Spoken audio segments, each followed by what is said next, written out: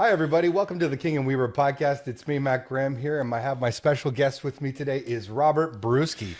Robert is the CEO and founder of Control V Virtual Reality Arcade and many other things that we're going to get to today. But Robert, thanks so much for coming on. I'm really excited to have you here today. We've known each other for a while. There seems to be a running theme with the people I'm meeting with lately. Okay. And that theme would be, I know you, but I don't really know you well. But you have sort of a personality, the type of personality that makes me feel like I know you well already. You know, That's a gift. That's a gift. I think so too. It's like I feel like I know you. For those who don't know, Robert and I trained together at the Return of the Dragon studio with our Sifu Zach. Yep. George. I still do it. I just do it in the morning now rather than at noon. And I'm still a noon hour guy. I hear you. Okay. I'm missing today. I'm sure Zach will be wondering where I am. Yeah, it's that day. Yep. But like I said, we've been working out together for a few years. I'd met you previously through your connection to Karen Voisin through Angela Cote, her daughter. That's right. Yeah. So I go to Rotary with Karen. You work in the franchise world with Angela. That's right. So it just felt like, oh yeah, well, we've been working together for years, and so this is just a normal thing. But really, the truth is I know very little about you. Okay. But what I know, I like, and so I thought, why don't I have you come on the podcast and let's talk a little more? All right. I'm down for that. Let's do it. Okay. So before we get really deep into Control V, a little bit about your background. I've looked at your resume online, but I don't really know. There's a few things that seem to be missing in there. One is Kitchener-Waterloo always been your home, or are you an implant into this? Well, home is where the heart is, Mac. Yes. I was born and raised here. I did some time in Toronto working in finance on Bay Street, but then eventually came back here. But so where did you grow up? Kitchener or Waterloo or Cambridge or? I grew up in Kitchener. Actually, I should correct that. I was born in London, Ontario. But, that's where I'm from. Well, wonderful. But my family moved here when I was 2 years old. So, effectively, for all intents and purposes, I was born in Kitchener. Yeah. Okay. And what part of town did you grow up in? The southwest part, I guess. Okay. So kind of like the Forest Heights area. Okay, Forest Heights. I wouldn't call that Southwest. I would call that due west. Southwest, I would think is Dune at this point. Okay, fair enough. I guess everything's expanding, Oh, Dune is... the last time I was out in what they call Dune West now, which is one of the latest developments, I felt like I was in a different city. Wow. I felt like, do I need a passport? One of the things I love about Kitchener-Waterloo is you have all the big city amenities, but still have that small town feel. You know what I mean? Well, I was actually just speaking about this at a meeting yesterday. I was talking to some people, and I said, the reason I moved here in the first place was that it wasn't Toronto. Yeah. I had been living in Toronto as well, and I was tired of this real crazy rat race. I was tired of how when somebody would call you to go for a cup of coffee, it was a 30-minute drive, $20 to park, and then a $7 coffee. Like, this is to the point where it's just like, okay, it's too hard. Sorry. Yeah. If it's this hard just to go out for coffee, I don't want to. I just can't live here anymore. So what I loved about this city was just that we had that small town feel. You could get anywhere in 15 minutes. Parking was free pretty much everywhere. Yeah. And my whole thing is my fear is we're losing that. Yeah, quite possibly. I mean, at least from the parking standpoint, I can't seem to find parking anywhere. But okay, so you grew up in West Heights, Forest Heights area. Yep. Beautiful. So, and you went to Forest Heights High School? I did not. I went to Resurrection Catholic Secondary School. Good Catholic boy, much like myself. Yeah. Excellent. That's great. No, my in-laws actually live right behind Resurrection, so I know the school well. What is that, like West Forest Trail? East Forest Trail? Something? It was built by East Forest Homes. Okay. That neighborhood beside Resurrection High School. Yep. So it's got that East Forest in the name, I'm pretty sure. Yeah. But I just think of it as the Resurrection as the neighborhood, basically. That works for me, yeah. So you grew up there. Okay. And then you didn't even leave town. You decided to go to Laurier University. I did, yeah. Yeah, that was interesting. I applied for the BBA program, the Bachelor's in Business and Administration, which is sort of their like tentpole program. That's what they're known for. And at that time, I don't know what it's like right now, the entry requirement was a 95% high school average, and I had a 93% high school average. So I got declined for that program, and they put me into like the second place program, which was economics. And now in retrospect, I am so much happier that I took economics rather than that BBA program. Why do you say that? Well, I spoke to a lot of people in the BBA program, and although they loved it, I found that it was very diluted. There's so many facets of business, whether you're in marketing or operations or finance, that it's tough to really get a good solid foundation over the course of 4 years. So a lot of the people at that point, at least leaving the BBA program, they had the education, but not really the precision of which discipline to go into. And they were kind of just spraying wherever they could for jobs.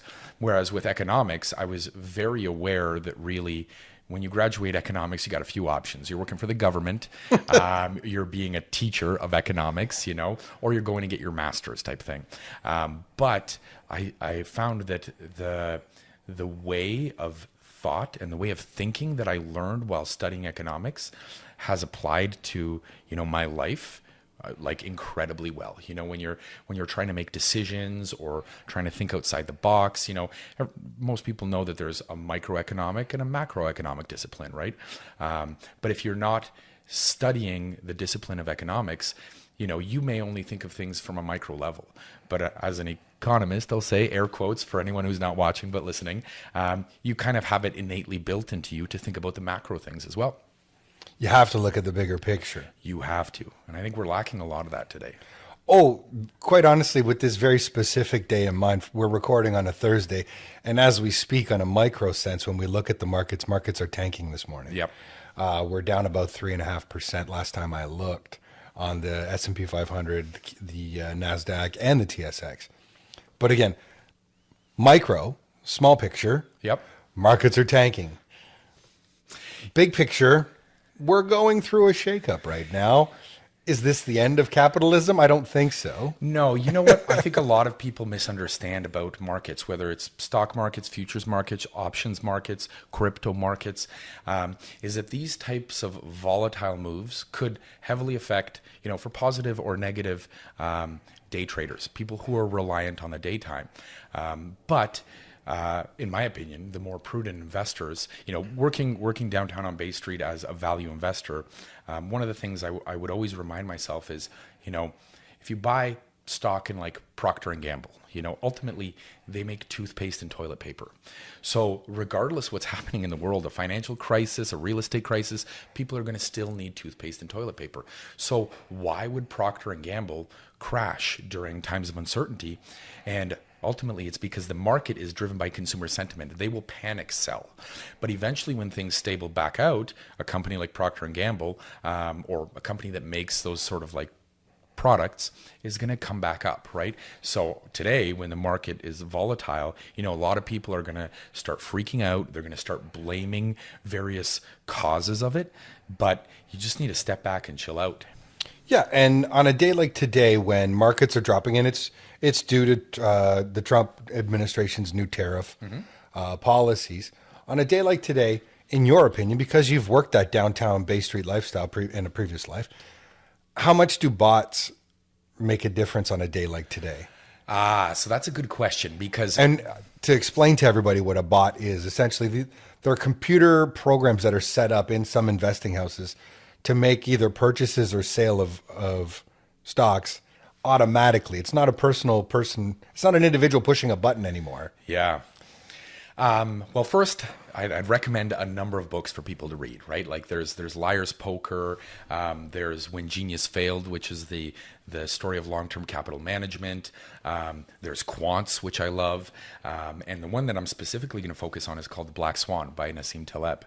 And he basically says that, there's always inevitability for a unique black swan type of event. And for the most part, a lot of models, and in today's world, bots are created to deal with markets in normal scenarios that have very moderate volatility channels. But when you incorporate something that's totally out of whack, they sort of freak out. They don't know what to do, so I don't know how bots are doing, if they're doing well or not, because now we've got all this implementation of AI and maybe lessons we've learned from the past.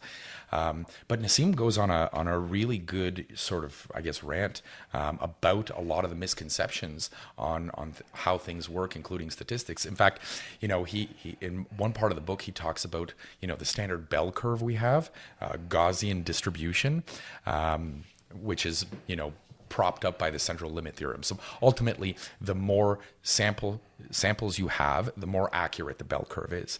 And he kind of talks about that this Gaussian distribution, this bell curve, is only valid in scenarios where you have an exorbitant amount of sample sizes, to the point where nothing in our world really has enough sample size. Like, you're dealing with complex mathematical equations with just loads and astronomical amounts of data points to make that now I'm just rambling about I guess that's okay. I mean, you're just displaying your intelligence, which is great.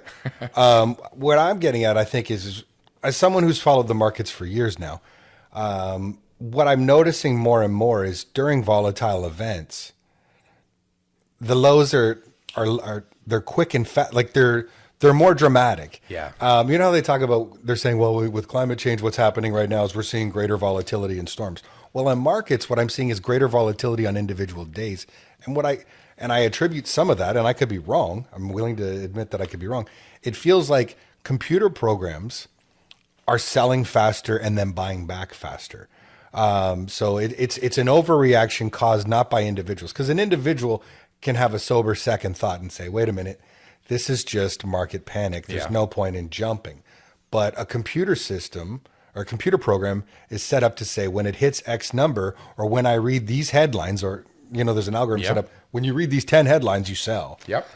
So it creates more panic buying than I've seen previously. Or panic selling. Exactly. Sorry, I came out wrong. So panic selling, it creates more of it. Just simply based on algorithms, because that sober second thought doesn't exist. Yeah. But generally, and what I see as almost proof of that is usually the very next day you see a rebound. Yeah. And a significant rebound. Yeah. Well, I mean, back in the day, whatever that means, that was a Wednesday, by the way. In case you didn't know, back in the day, the vast majority of people who operated on the markets were institutions, and they basically sort of controlled that sentiment. But now, with the advent of different technology, the use of bots, or just online brokers that have become accessible to the individual person, you also have a number of retail or individual people that are investing. So their feelings or their mentality on what's happening in the world will impact the market to a greater degree than it used to. You really think so, eh? I think so. I mean, I follow the crypto market a lot lately, right? Okay. And especially in the world of meme coins, somebody can just say something or do something absolutely irrelevant, and that entire meme coin will fire up. And that meme coin is owned by individuals. The big institutions, they're getting into the more, call it blue chip coins, right? Like, they're in Bitcoin, Ethereum, XRP, Solana, Cardano, and those ones don't have as dramatic moves. The crypto market is one I can honestly say I know nothing about, or next to nothing about. And what you just said is a precise reason why I don't invest in it personally, or follow it too closely, because I don't understand what controls it. Now, if Trump or someone makes a statement and introduces tariffs against every country in the economic free world, I can make an assumption that markets will fall the next day. Yeah. Why are you making that assumption? Because there's uncertainty. And whenever markets are uncertain, they fall. Right. But what causes them to fall? It's people selling. Yes. Well, those same people are selling in crypto. Crypto will fall But as well. I don't understand why they buy or why they sell. This is what I don't understand with crypto. Okay.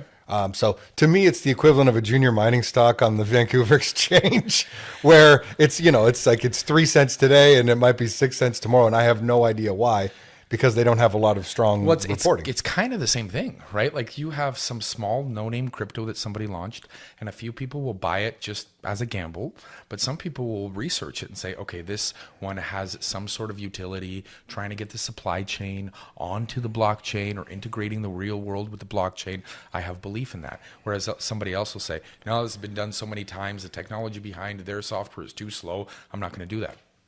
Well, for me, I think the difficult part more than anything when it comes to cryptos, it's very difficult. To me, it's like trying to determine what's black pepper and what's fly shit. Okay. Okay. Because Yep. it's all little black dots and it looks the same. But for somebody who's not versed in the stock market, they could be thinking that same thing about just stocks, right? They'll look at IBM and Microsoft, two different companies, but kind of in the same space. They're both tech companies. They might confuse that as well. But the difference is, to me, what I would say is if I really want to, Microsoft and IBM are required by law to produce volumes upon volumes of information that they can research to understand what it is they're actually doing. Yeah. And they have to report that information quarterly. That doesn't mean that they can't hide little lies in there. I'm not saying, sure. like, we all saw General Electric about 10 years ago, right? But they're still required to report by law what's going on. With a meme coin, You're right. They're not required. I mean, there's why would I buy the Haktua girls? Yeah. That's a whole story. But with cryptocurrencies, there's no requirement to do that. Now, there's a bit of a split sentiment these days as to whether that requirement will show up or not. But the one thing that the creators of these coins is they're incentivized to provide that because most people are going to buy and sell simply based on that. So they're like, if I launched a meme coin today, nothing would happen. I would have to roll out an entire plan, a white paper, get people bought into it. I'd have to set up like a marketing, campaign. So that they're almost incentivized to provide that. And I think part of it is also because a lot of the people involved in investing in crypto are so diligent just as a result of their lifestyle. They're always on the computer, so they're going to sit there and read and read and read and read and read. So if you don't have enough information, they'll be like, I'm going to write this off. Oh, well, that's good to know. Now, what I tell all my clients is when they ask me what's a good investment, what's a bad investment, because quite often in my industry, people will ask me, should I be invested in crypto? Should I be invested in gold? Should I be invested in what should I be buying? And quite honestly, much like you just alluded to, I think anybody can make money at anything provided Yeah, they're willing to do the research and the work. sure. And very few people are. That's the Yes. trick. The trick is very few people are willing to do that work. And so they end up buying blindly. And that's the trick. Yeah. So the greatest thing that anybody can invest in, if you're watching this, I believe, is your education. That's actually what I was gonna. I was thinking, is Matt gonna ask me what the greatest investment is? Because my answer is yourself. Yeah. Yeah, and your education, your financial education, Yeah. your understanding of the markets, your understanding of business. Yeah. Now, from what I understand about you, and you can correct me if I'm wrong, your specialty is understanding business. What you like to do is understand business. Is that right? That's right. Would you care to elaborate? Sure. I mean, throughout my time working on Bay Street, I learned the difference between a good and great business, right? And not so much of it is based on the numbers. So much of it is based on the operations, the people behind it, the governance, the business plan, the vision, and while like researching these companies and writing all these reports, sure, I had to do like evaluation. By the way, my favorite is a discounted cash flow valuation. I don't do multiples. I don't do ratios. The DCF is my go-to. But That is the most business nerd thing that you could say. I'm so proud of you. I'm so proud. listen, I'm really cool too. I'm not nerdy. I don't disagree. I just love it. So But the that accounted for maybe 10 to 20% of my decision. Right? Okay. The other, 80 to 90 was more about the business itself. And what really drew me to that is like, it's like trying to find that hidden gem that somebody doesn't see. Like sometimes in the movies, especially sports movies, I see we've got a sports poster up here. There's that like underdog football player, hockey player that nobody believes in, and that coach sees that diamond in the rough and lifts them up, and they become an all-star and take the championship. That's kind of what I'm looking for here, right? So a company that's trading at a margin of safety of probably 30% below intrinsic value, but has all those diamonds, And so when I left the Bay Street world, I was like, why don't I try to build this? I'm sitting here preaching how awesome I am at determining the difference between a good company and a great company. Let's eat my own cooking instead of sitting behind a computer screen and just saying, I know, So is that how you decide to go and create Control V? No. No. I love it. That's very honest. No. So No. It's not a direct line. Is that what you're saying? Yeah, not a direct line at all. No. So So how do we get from there to here? Explain. okay, are you ready for this? Because this is a story. Where do we got to go? I got nowhere to be. Okay, so listen, I'm studying economics at Wilfrid Laurier University. Yeah. And I am not going to class at all. Right. I decided to sacrifice the like 10% that you're given for participation marks. And I worked 2 full-time jobs. I worked at Radio Shack and I worked at TD Bank. And just went in to write the exams. You know, I read the book the night before, Wow. wrote the exams, got my degree. And so while working there, you know, having completed economics, I turned to the bank and I say, all right, this is kind of the financial industry. I'd love to work in your like stock market department, right? And they kind of respond and they go, listen, Rob, you got a job here as a teller, and then you moved out to the information desk, which is like additional responsibilities. And then you moved up to one of the guys in the back office that, you know, gives out mortgages and opens checkings accounts and stuff like that. And you did that within about a year. And our policy is that you need to stay in a role for a year before you get promoted. So we can't really get you into like TD Waterhouse or whatever. I'm like, okay, well, then I got to move on, right? So I'm driving around and I find this place on the corner of, I think it's University in Northfield, maybe. It's across from Brown Social House. Oh, I know exactly where you're talking. Yeah, yeah. It's a building that looks like a mansion, you know, like a home, Yeah. but it's actually an office building. So in there, there's a company that's a fund administrator. So they do administration work for hedge funds, okay? So I'm like, well, I'm going to shoot my shot. That's where I want to go. And I apply and they hire me. They hire me as a fund accountant. So basically I'm doing accounting, having never studied accounting. And they give me a hedge fund to do the accounting for. And back then it was on Excel. That was a total mess. And so they flew in a partner from Cayman Islands to do it with me because it was such a mess. While he was doing it, I was watching. I'm like, okay, I get this. I can learn this accounting part. So I do it. I rock the job. And then I sort of ask the executives there, like, what's my next step in career progression? And they say, well, your next step is to be a manager of the fund accountants. I'm like, okay, I get that is vertical, but it really feels horizontal to me, you know? They're like, we have another department where you do the actual admin work. You know, you're bringing in people's money, giving them payouts, running the reports. I'm like, that doesn't really interest me. We have a risk and valuation department. So this is where we value the assets. Some of them are just stocks. You pull a price off the internet, but some of them are like an orange juice factory for Tropicana, you know, it's owned by a big hedge fund. And so I was like, all right, I can try this. And this is where I was able to apply the algebra and calculus I learned in university. And I rocked that as well. And then I'm like, what's the next step? And they're like, well, you could become a manager of risk and valuation. I'm like, all right. So again, I know it's vertical, but it really feels horizontal. So Because you keep saying that. Now I'm sorry to stop you, but is that because you say it's a vertical, but it feels horizontal? Is that because you're not learning anything new in your estimation? Probably. It almost feels like you've completed your job, and the only thing you can do is now supervise other people doing the same job. You know, and so you're still in the same environment with the same tasks, just more like micromanaging. And to you, the idea of supervising other individuals, it's not a preference of mine. It's a hard thing to do. I would rather not manage or supervise. I would rather just lead. And if people don't want to be led, then they're not my people. You know, I can bring a horse to water, but if the horse isn't going to drink, I don't have time for that horse, you know? Mm-hmm. Yeah. And like I said, supervising people, managing individuals, very, very difficult thing to do. And generally speaking, people who are creative or are creators are not necessarily managers. Yes, exactly. Okay, sorry to interrupt. No problem. Okay, so I call a recruiter and I'm like, listen, Anne-Marie, I want a job at a hedge fund. Anne Murray? No, Anne-Marie. Anne-Marie. There we go. So I want a job at a hedge fund. And she's like, Robert, this isn't going to happen. Number one, you don't have the experience. Number two, you don't have your MBA. And number three, I don't have the connections. Okay, then just try to get me a job at like the stock department at one of the banks. Maybe it'll be TD, BMO, whatever, right? She's like, all right.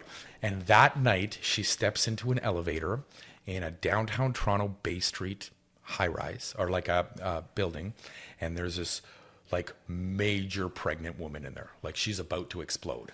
And she looks stressed, and Anne-Marie says, "What's going on?" She's like, "Listen, I'm about to go on mat leave. Half my team is on mat leave. We only have one guy there. You know, well, what company do you work for?" And it was an asset manager, a hedge fund, and in my opinion, probably the best in Canada. Well, what position are you hiring for? And she goes, "Fund accountant." Boom. I know this Robert guy.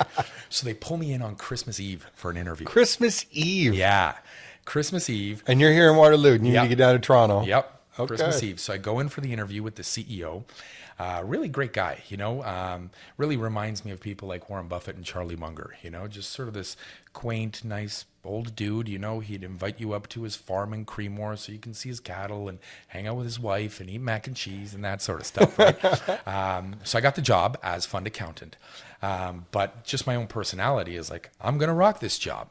So I managed to take what a team of 4 took to do all day. I was able to do it by noon myself. Oh, really? Yeah. So the CFO at that company took notice of this, and he's kind of like, this guy is doing something really awesome. So he's like, "Hey, can you apply these efficiencies and this excellence to our admin team?" I'm like, "Sure, I'll do that." Once everyone came back from mat leave, right? So I applied it to the admin team, and then he shocked me and he said, "Could you apply it to the sales team?" I'm like, "Hold on, you have like veteran salespeople that are selling your hedge fund products to individuals that require a minimum investment of $15 million. And you want me to go train them?" Turns out it was super easy. So I did. And he's like, "All right, so you've rocked this role. What do you want to do next?" And I told him, I would love to be one of these analysts, one of these guys who's doing the research, that's making the calls. And he goes, "Okay, you know what? I can make that happen for you. But nobody's going to respect you because it looks like teacher's pet pulled some strings and got in. So you're going to have to work for it." I'm like, "No problem."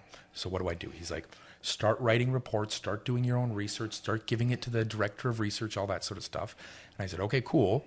What do I do in the meantime?" Because I'm not a person who's like, I will do that on my spare time. This is something that bothers me these days with the job market, is that people expect the employer to pay for your personal growth. You know, the employer is making an exchange for the services that you're offering, right? If you want a promotion for a job that you're not qualified for, and the employer gives you that opportunity, it's on you to go get those qualifications. Go find the skills. Yeah. So I'm doing that in my spare time all night, whatever. And during the day, he's like, "You're going to be my idea generating machine. I'm basically going to give you a blank check to do whatever you want with this company, and I'm going to support you." You know, he's a partner, he's a shareholder, all that sort of stuff. And that's what I did. So I overhauled the tech department there, all the like telephony systems. I got us to get a second floor. We were at 45th floor, then we went up to the 46th as well. We staffed up more admin people, rolled in some different CRMs, some different analysis tools, you know, so I was just running crazy. And I'm giving these reports and nothing's happening. And then I kind of hear through the grapevine that they're actually making the calls that I'm researching. I'm like, so I'm doing this right. Why is nothing happening with my progression here? And it turns out the CEO was looking to retire. And through a number of different things, his partner chose not to take over the position, etc. And he kind of put the pitch out to all of the other shareholders. And most of the other shareholders were very timid, introverted individuals. And they all said, "No, that job's not for me. I'm happy where I am." And then he gets to the guy who's reviewing my reports, who's this like flashy, arrogant dude. You know, he's like, "You know, my wife divorced me because I was cheating on her with my yoga instructor, but whatever, I just bought her a condo on the lake in Oakville, so that should shut her up." I'm like, "Man, you're a dirtbag," you know? So when the CEO gets around to him, wrong personality, wrong culture, not as experienced, not as educated, the guy says yes. The CEO is like, "Awesome, this is my ticket out of here," right? So he hands the guy over to that company. The first thing that guy does is he starts cleaning house. And he goes after the people that didn't endorse him, which was my leader, my mentor. Mm-hmm. So he gets rid of him, his assistant, his department, his protege. It's a mutiny. Yeah. Well, not a mutiny. No, at this point, he's already in charge, so it's not a mutiny. That company went incredibly downhill. It turned into basically what you'd expect the Wolf of Wall Street: drugs, prostitutes, sexual harassment suits. Oh my. I think eventually the old CEO had to come back, but it was not the culture that I was in. So I was kind of thankful that I got booted from that. And I decided, I get home, I got this severance package, I open up Facebook, and an old friend of mine from 6th grade puts out a poll online. Hey, can you fill this poll out? And I fill it out. I'm like, what's this guy doing? I'm like, hey man, you want to go for coffee? Like, it's my first day off. Got nothing to do. So we go for coffee. And basically what had happened is he was sitting in a movie theater and he had the 3D glasses, the 3D movies. And he was sort of flipping one over the other. And he noticed that when you put one over the other, something interesting happens. And he was able to connect with the person who patented that form of 3D because he lives here in Bloomingdale and his daughter went to University of Waterloo. Despite him working out of Beverly Hills for all the major movie studios, he lives here. And the guy says, yeah, this is totally patentable.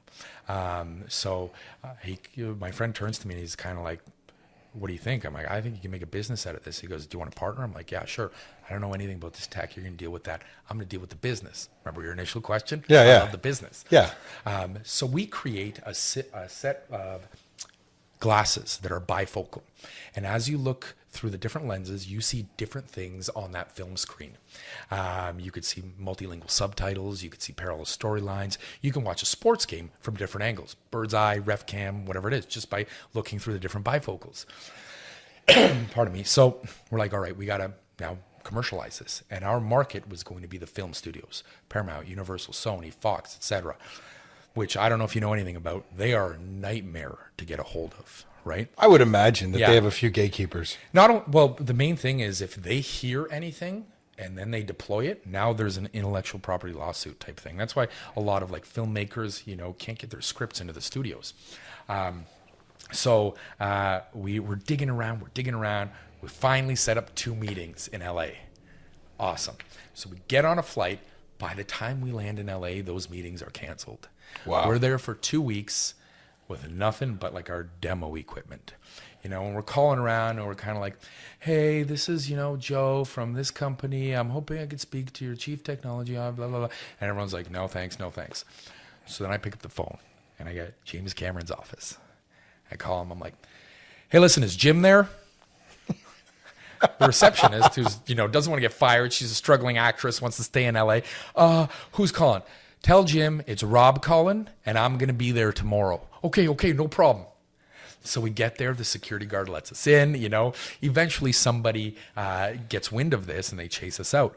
But that strategy worked. So we did that with like Paramount, Fox, Universal, Sony, Disney, Marvel. We did it with all the independent studios like Will Ferrell, Ben Stiller, J.J. Abrams, all those guys, right? And we were going in and doing So pitches. rather than being formal and proper, you just act like fake it till you make it. So Like you run the show. like you're in there, like you've been there before. Hey, is Will there? I need to talk to Will. Tell him it's Rob. Yeah, exactly. In fact, we went in and pitched that to Sony, their CTO. That was an actual genuine connection we made. And this was during the alleged hack by North Korea on their Yes, system. yeah, okay, I Remember remember that, this. right? Yeah. And the CTO was very kind. He's like, guys, this is really awesome, but like, I don't have time for this. Like, I'm dealing with this North Korea hack. We're like, no problem. And as we're leaving the studio lot, I see all these people funneling into the main courtyard, and I ask the security guard, what's going on? He's like, oh, tonight is our Christmas party. And I'm like, okay, cool. So fellas, we are going to go sit at the on-studio Starbucks and just wait till this crowd gets bigger. We're going to try to meld in and break into their Christmas party. So we do that. And when we get to the front desk where like you have to check in, the lady's got like this book, this directory of everyone that works at Sony. And she goes, sorry, I'm digressing here. You're asking how I got to control It's a great story. Keep going. So she goes, what's your name? I'm like thinking quickly, my name's not in there. Spencer Stevens. I picked the CTO. This woman did not notice that I'm not the CTO. She goes, okay, for verification, what's your extension? So I whip out my phone. I'm like, pretending like I'm calling my assistant. Listen, Janet, what's my extension? They won't let me into this party. And the lady's like, no problem. Just come on in. So I message the other guys. I'm like, find somebody from Sony that works on LinkedIn that works at Sony and pretend you're like bigger than you are, your extension's being moved because there's on-site construction. We all get in. And so we party there and everything. And they get on stage and they're like, we take our security very seriously. We're like, mm-hmm. Eventually, the HR department kind of notices us and they're interrogating us. And they believe we are moles from Paramount. So they chase us out. Anyways, so we end up getting a deal with Paramount. An $8.5 million deal. All that work there to get into Sony, and it's Paramount you get to do. But the problem we had was we had a celebrity investor who was both a U.S. and Canadian citizen, and when he was like a star, like a movie star, and when he was filming in one country, he would Airbnb out his condo in the other country. Mm-hmm. So he's filming in the U.S., he's Airbnb-ing out his condo here in Toronto, and his neighbor calls him and says, listen, dude, who's ever renting it is having a party. Landlord's going to be angry. You're not supposed to be doing this.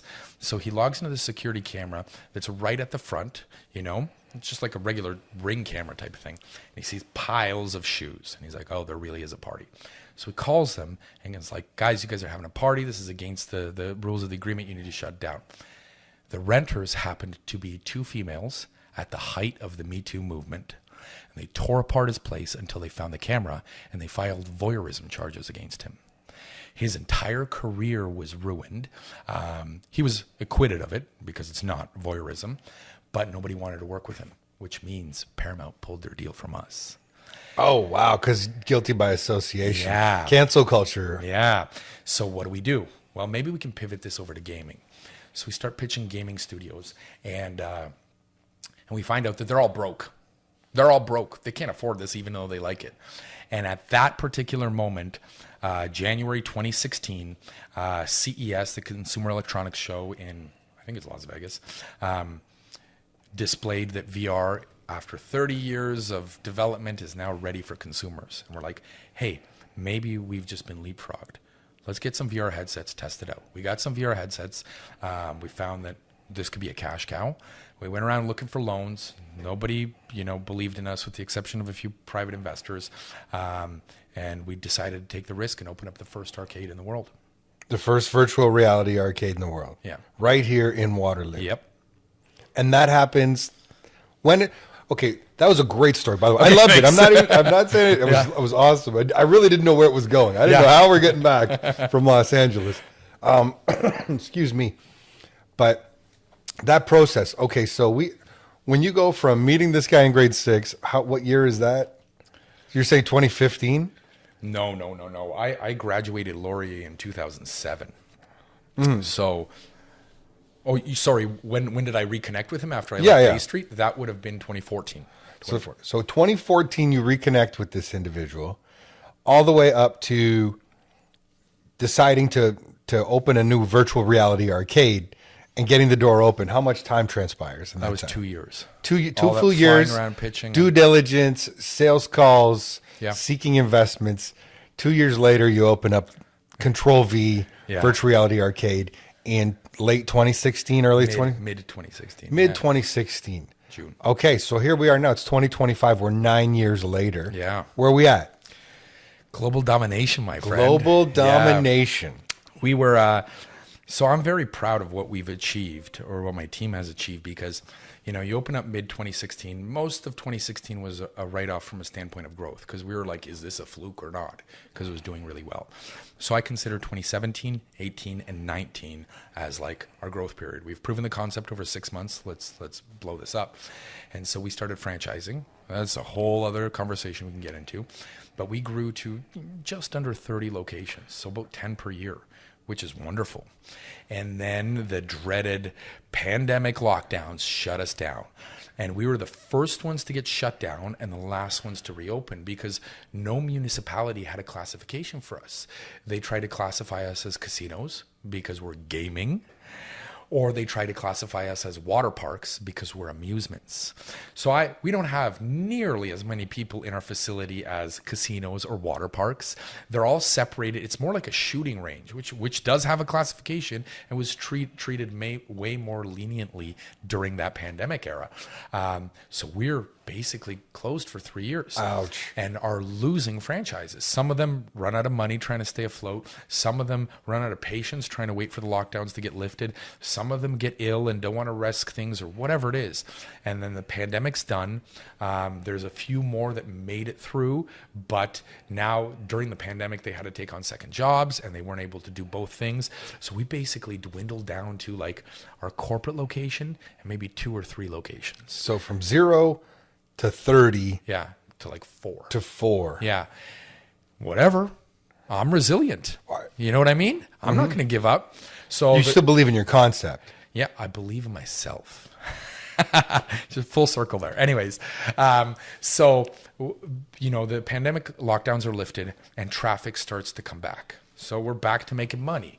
But now we got all these problems with inflation that was happening here in Canada and all this sort of stuff, and the carbon tax and people getting, relatively poor based on the value of their currency. And so there is a very limited demand in people wanting to open up businesses, especially if they're looking for financing from banks.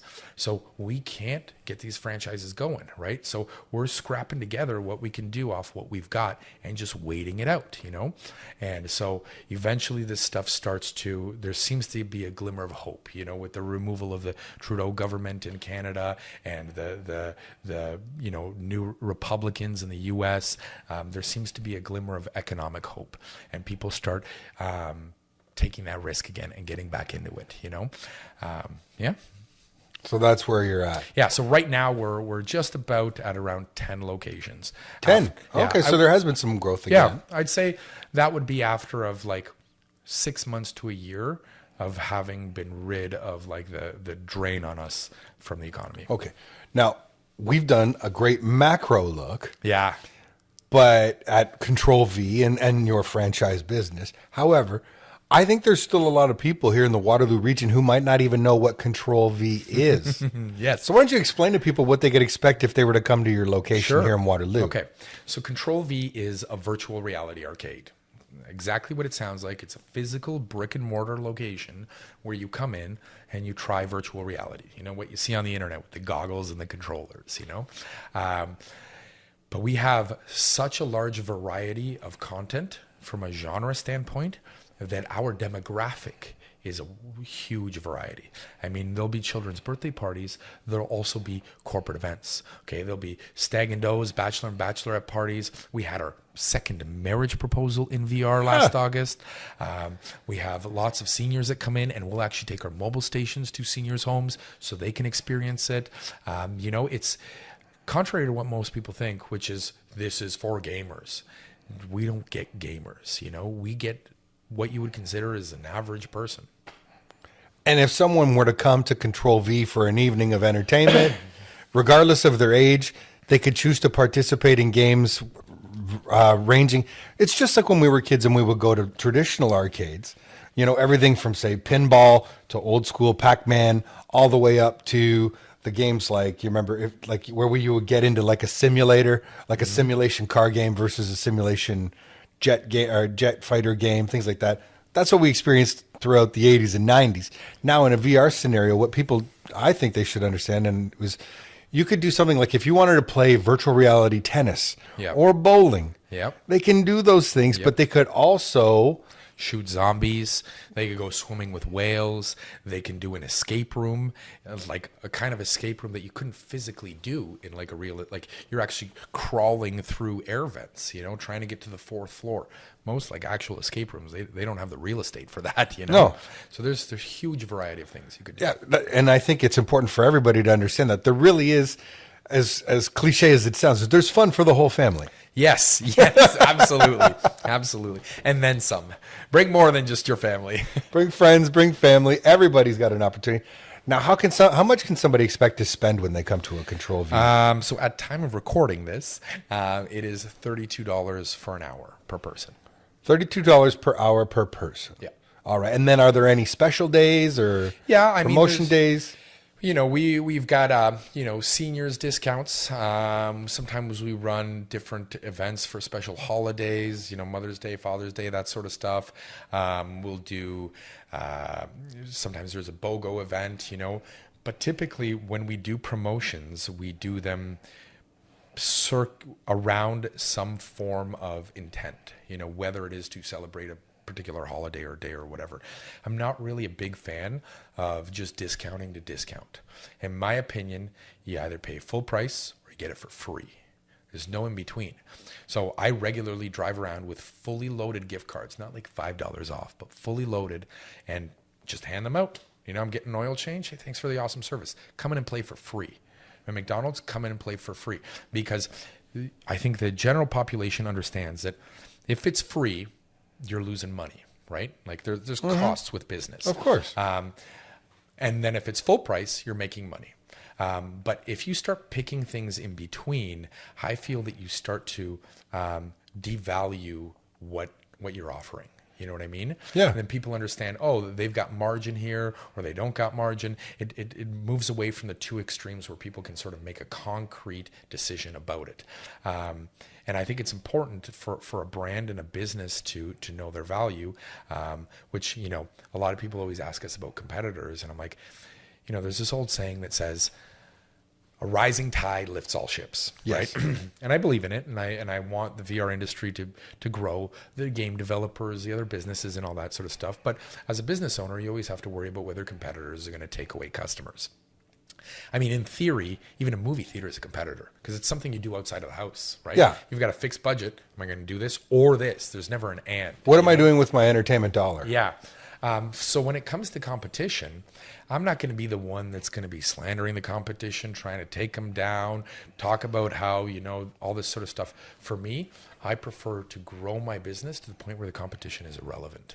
Well, that's great. No, I was watching some speaker recently on business, and it was interesting, or just on cultural differences in general. And one of the big differences between North America and, say, Europe, for example, is this desire to do everything within our own home. Okay. So if I'm in Europe, like my wife's family's from Greece, and so we go to Greece regularly. And when you're in Greece, if you want a coffee, you go to the cafe and you sit down with people and you have a coffee. If you want to go to get groceries, you go to the market and you're interacting with other people. Yep.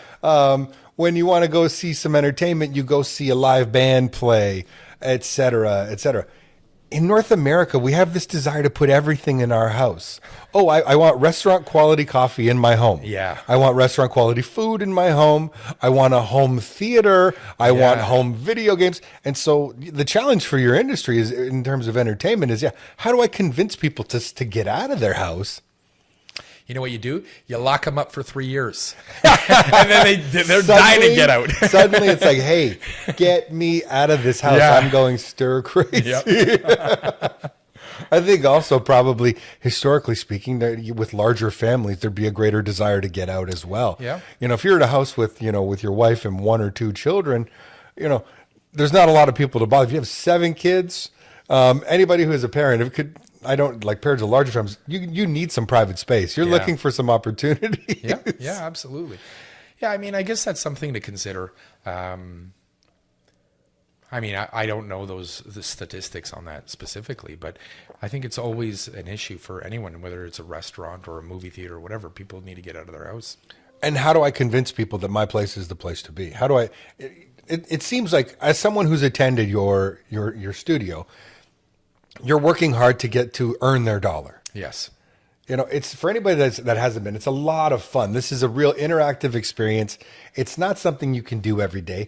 It's not something that you can even really do at home. Yeah. There are obviously home virtual reality sets, but none of them have the depth compare to what you're offering. So what I would say, is like in comparing a home experience on VR, like on something, say an Oculus, versus what you guys offer.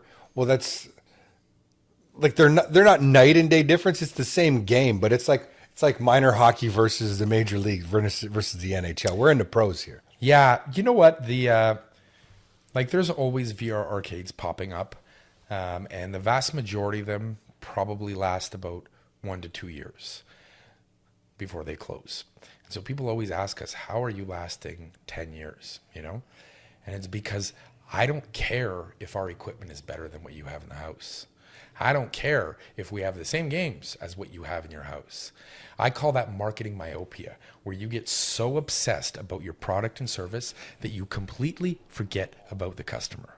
That's what I care about, that the experience they have is awesome. There's people that are apprehensive about doing VR. You know, am I going to fall over? Am I going to look like an idiot? You know, you want to come in, you want to get out of the home, and you want to do something unique, but also love the experience, you know? Mm-hmm. I agree.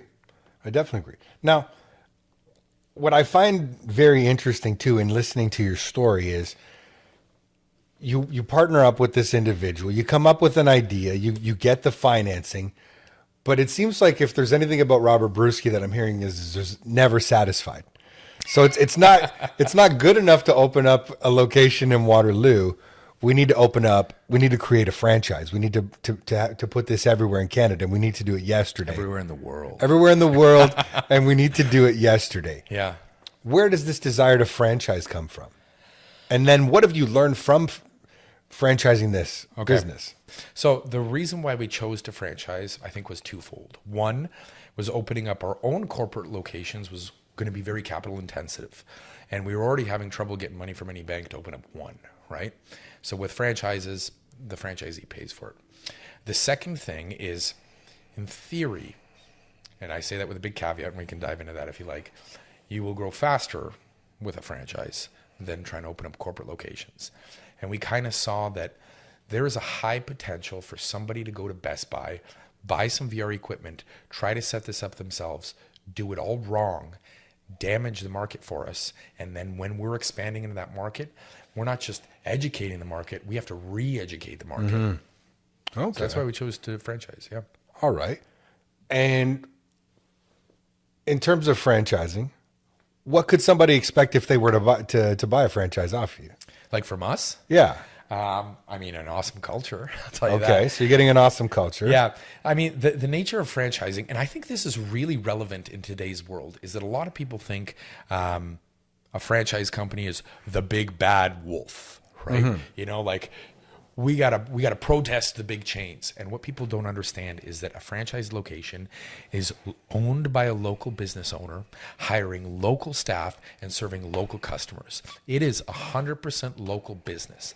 All they're doing from the big bad wolf is getting a license to use their know-how, their secret sauce, their brand, all that sort of stuff. But they have to deal with the day-to-day struggles that a small business does, right? So when you're like, I'm going to go buy local, I don't want to do buy food from this chain. Mm-hmm. Like you're sitting there totally hypocritical. You know what I mean? That McDonald's or that A&W or whatever is a local business owner, you know? So like, don't write off franchises, but you know that sort of goes down the path of what you get from a franchise. You get a proven business model, you get all the brand awareness, all the training, all that sort of stuff. It's geared for a lot of people that want to start a business, believe they have that entrepreneurial bug, but don't know where to start, don't have an idea, don't want to reinvent the wheel. Now, I could be wrong. I'm always willing to be wrong. Okay, to be clear. But because of where we live here in the Waterloo region, we live in a very innovative city. Uh-huh. And we live in a city that over the last couple of decades, startup culture has been a big part of the ecosystem here in the Waterloo region. So the idea was, it seems like there's always been an emphasis amongst people in this area to start your own business, this idea of startup culture. And perhaps for that reason, franchise culture has not been as popular, I guess you would say, or maybe as endearing to people. They want to do their own thing. Why do you think franchisees get a bad rap? Why do you think it's not talked about as much? Because only about 10%, I think this is a statistic, 10% of franchise systems will ever have 100 locations. The other 90 will have less than 100, slowly dwindle away and close. And it's because there is a lot of bad players in franchising. A lot of franchisors believe, okay, I created this awesome business. Here's my playbook. Here, Mac, you're a reasonable adult. Just read this thing and deploy it. That is not how it works. Mac is not going to be successful with that. And too many franchisors see this as a step and repeat business. It is totally not. What happens is when you start to franchise your company, for example, I was a virtual reality arcade owner. I no longer consider myself a virtual reality arcade owner. Sure, on paper, I still own it. But that whole business has to be run by my team because right now I'm a franchisor and my customer is not the end user. My customer is the franchisee, right? So I have to deploy support systems like proactive business coaching, which I do through Angela Cote's company. I have to have peer performance groups. I have to have, hotline support. I've got to have all the manuals there. Like these are people who are investing their life savings. They are putting their entire life at risk, their livelihood, maybe even relocating to follow a vision that you have that presumably you've basically sold them over a few meetings, Like you have a responsibility, whether it's legal or not, to make sure that they're successful. And so many franchisors don't do that. They're just in it for the money. And so many franchises start closing. And there's regularly when I speak to people and, I say, have you ever considered opening a franchise? They're always like, never, over my dead body. My brother-in-law opened a franchise. You got so screwed and all this sort of stuff. And I'm like, man, some of these franchisors, they need a kick in the butt. I'm not into too much government intervention, but I feel like there needs to be some regulation around this franchising. There is a ton of it in the US, and in my opinion, it is the wrong regulation. They are making it harder for people to franchise and harder for people to buy franchises rather than making it more effective and safer and responsible. So the individual that wants to get into perhaps wants to get into business, doesn't necessarily have the greatest idea yet, but's open to seeing what's on the market. How can they tell what makes a good franchise versus a bad franchise? I mean, a lot of them will hire a broker, but there's a lot of corruption amongst the brokers too. I mean, that whole industry is starting to irritate me as well. There's a few good players, but a lot of them are very unethical. They should be financially aware and look at the books of the franchise to make sure that they're making money and they're going to make their investment back.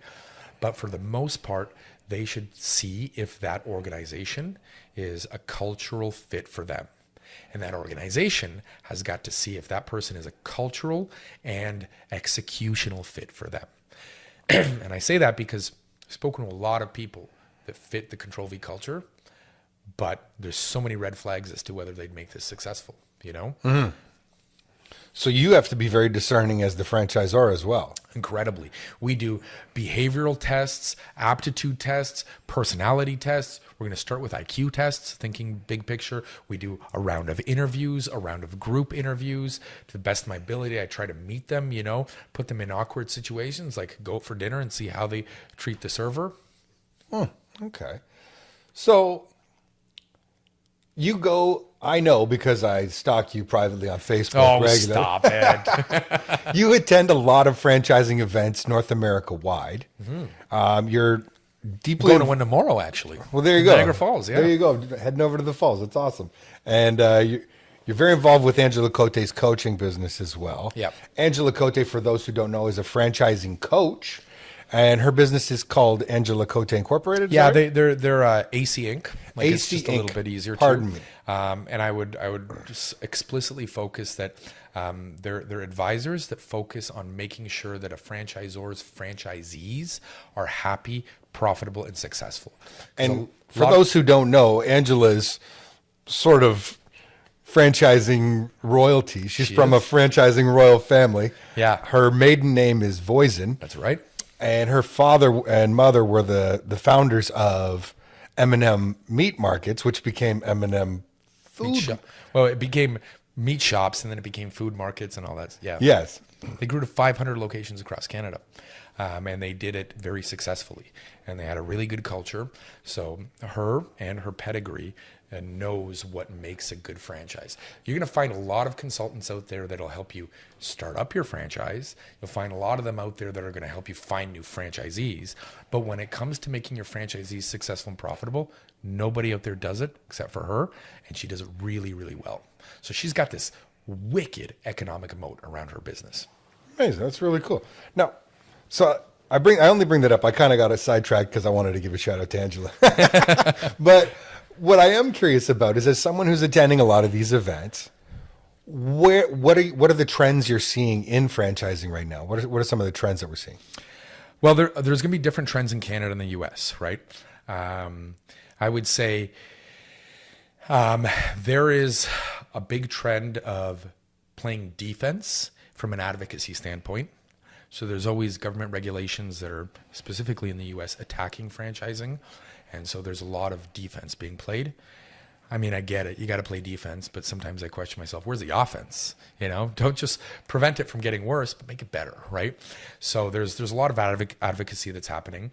I've seen a lot of talk with artificial intelligence in franchising, because everyone's always looking for new ways to improve their operations or improve their sales or things like that. So there's a lot of talk about operations.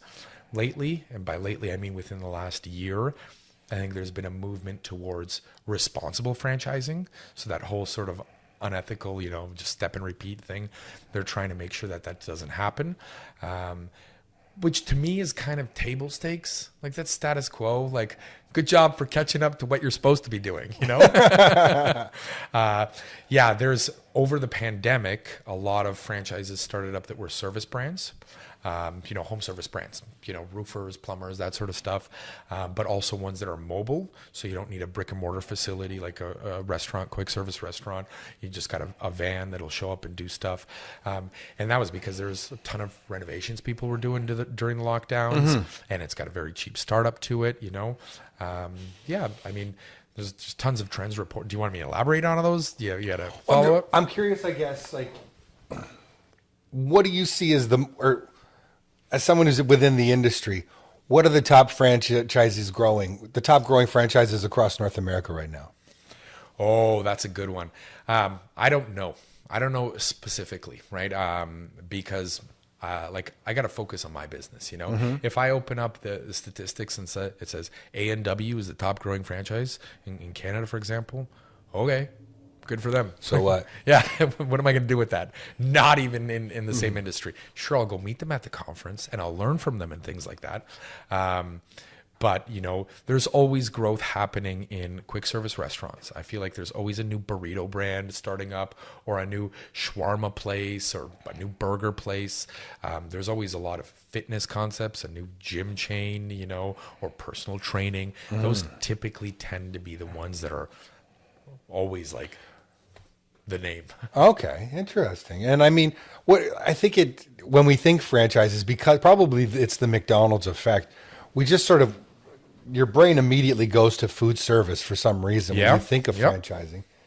But really, it's like you point out, it's every aspect everything. of business. There's somebody who franchises circumcision clinics. Okay, that's a conversation I'm not really willing to have today, okay. Rob. Sure, but it's a thing. Like, there's so many things that, like, in-home senior care. Like, there's a ton of franchises based around that. Like I said, there's home service guys. There's guys that build decks and do power washing. There's running clubs that are franchises. Like, this is my franchise in this club for all the moms that run. And we're gonna run, and I'm a franchisee of it. I don't know their model specifically, but there's so, people often ask me, like, can I franchise my business? And there are a few sort of checkpoints that I would look at, like, from a very 30,000 foot level, to see if your business is franchisable, and those checkpoints are sort of agnostic of the industry. Okay. And I think a big message that we should get out to people that I think is important, that doesn't get out there enough, is there's a lot of people that are tired of being an employee, for lack of a better word, of having a job, just over broke. Yeah, I like that.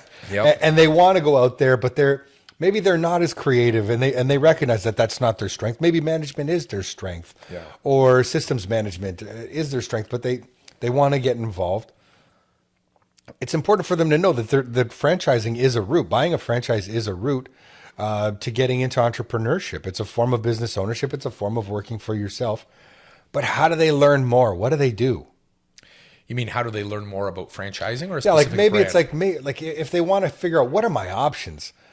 Because not everybody wants to own a Tim Hortons. Yeah. Or I would say the easiest way is to connect with the association in your country, like the Canadian Franchise Association or the International Franchise Association in the U.S., and they